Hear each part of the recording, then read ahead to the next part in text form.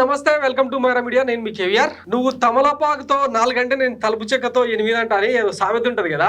ఆంధ్రప్రదేశ్ లో రాజకీయాలు అట్లనే తయారైనాయి. నిన్న వైఎస్ జగన్మోహన్ రెడ్డి ఢిల్లీ వేదికగా జంతర్ మంతర్ లో రాష్ట్రంలో అంటే ఈ కూటమి సర్కార్లో 45 రోజుల పాలనలో ఇంచుమించు 30కి పైగా హత్యలు జరిగినాయి, మానభంగాలు జరుగుతున్నాయి, వైసీపీ కార్యకర్తల మీద పెద్ద ఎత్తున దాడులు జరుగుతున్నాయని చెప్పి ఆంధ్రాలో జరుగుతున్న అరాచక పాలనను దేశం దృష్టికి తీసుకెళ్లేందుకు ఆయన ఢిల్లీ వేదికగా దీక్షలు ధర్నాలకు ప్లాన్ చేశారు. అది అయిపోయిన మరుసటి రోజే ఇవాళ ఆంధ్ర అసెంబ్లీలో చంద్రబాబు గారు ఇట్లా పవర్ పాయింట్ ప్రజెంటేషన్ రూపంలో గత సర్కారు వైఎస్ఆర్సీపీలో ఏమేం చేసిండ్రు, ఎట్లా హింసించారు తమ పార్టీ నాయకులను అని చెప్పి పవర్ పాయింట్ ప్రజెంటేషన్ ఇచ్చే ప్రయత్నం చేశారు అనమాట.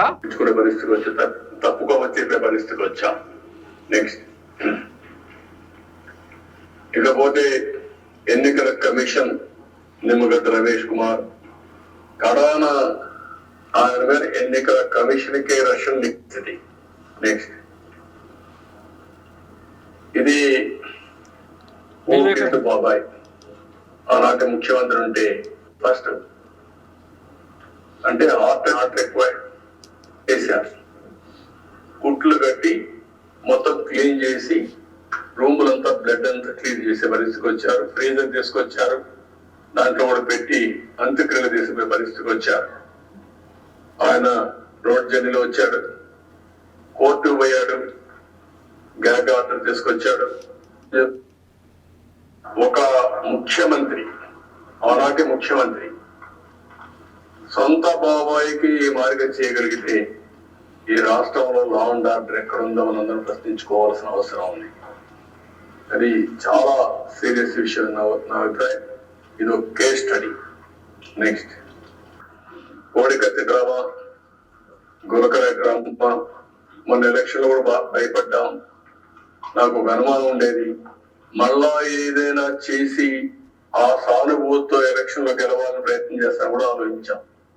ఇది నేను వాస్తవం చెప్తున్నా, ఎందుకంటే దుర్మార్గులు ఇలాంటి డ్రామాలు ఆడుతా ఉంటే ఆ డ్రామాలకు ప్రజాస్వామ్యం బలైపోయే పరిస్థితి వస్తుంది. ఇవన్నీ ఎందుకు నేను చెప్తున్నా పదే అంటే ప్రజలకు తెలియాల్సిన అవసరం ఉంది. ఆ గులకరాయి డ్రామాలో చిన్న కుర్రాడు, ఏమీ తెలియని కుర్రాడు, డబ్బులు తెచ్చారు, రమ్మన్నారు, వచ్చాడు, వెళ్ళిపోయాడు. వాడి మీద కేసులు పెట్టి ఇవన్నీ కూడా ఒక పద్ధతి అయిన రాజకీయం చేసి ఇష్టానుసారంగా చేసే పరిస్థితికి వచ్చారు. నెక్స్ట్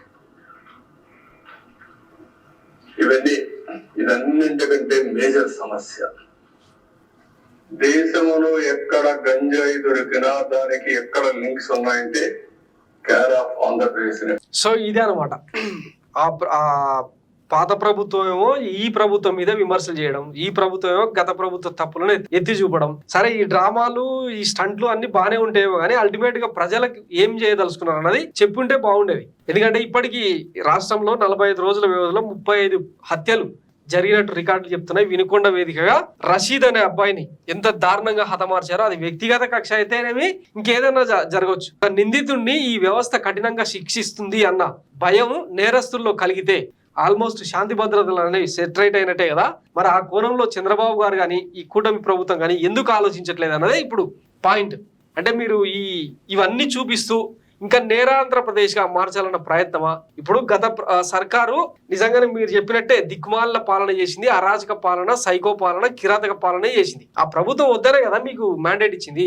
164 సీట్లతో అత్యధిక మెజారిటీతో రాష్ట్రంలో కనివిని ఎరగని రీతిలో 90% పైగా సీట్లను మీకు అప్పగించినప్పుడు మీరు చేయాల్సిన పని ఏంది? ఇట్లా విమర్శలు చేసుకుంటూ పోతే సరిపోతుందా? రోజు ఏదో ఒక చోట హత్యలు, అత్యాచారాలు వెలుగు చూస్తూనే ఉన్నాయి. వాటిని కంట్రోల్ చేసే విధంగా పోలీస్ వ్యవస్థను మీరు ఎట్లా ఆదేశిస్తారు, ఏం చేస్తారు అన్నది కదా ఇప్పుడు కావాల్సింది. జరగాల్సింది ఏమనంటే గతంలో 2020 విజన్ 2020 అని చెప్పి అప్పుడు బిస్కెట్లు, ఇప్పుడేమో విజన్ 2047. అంటే అంత దూరదృష్టితో రాష్ట్రాభివృద్ధి గురించి ఆలోచిస్తారు కానీ రేపు జరగబోయే నేరాలని, హత్యలను, అత్యాచారాలను వీటిని ఆపగలిగే వ్యవస్థ మన దగ్గర లేదా? దీనికి కదా సమాధానం చెప్పాలి. జనము భయం గుప్పిట్లో కూరుకుపోయినారు, ఎవడు ప్రశ్నించే అవకాశం లేదు. జరుగుతున్న దాడులు ఇవన్నీ చూసి కనీసం మాట్లాడే ప్రయత్నం చేయట్లేదు. ఒక స్వేచ్ఛాయుత వాతావరణం, శాంతియుత వాతావరణం కల్పించేందుకు కూటమి సర్కార్ ప్రయత్నం చేయాల్సిందిగా విజ్ఞప్తి చేస్తున్నాం. Thanks for watching Myra media. నేను మీ కేవీఆర్. Thank you.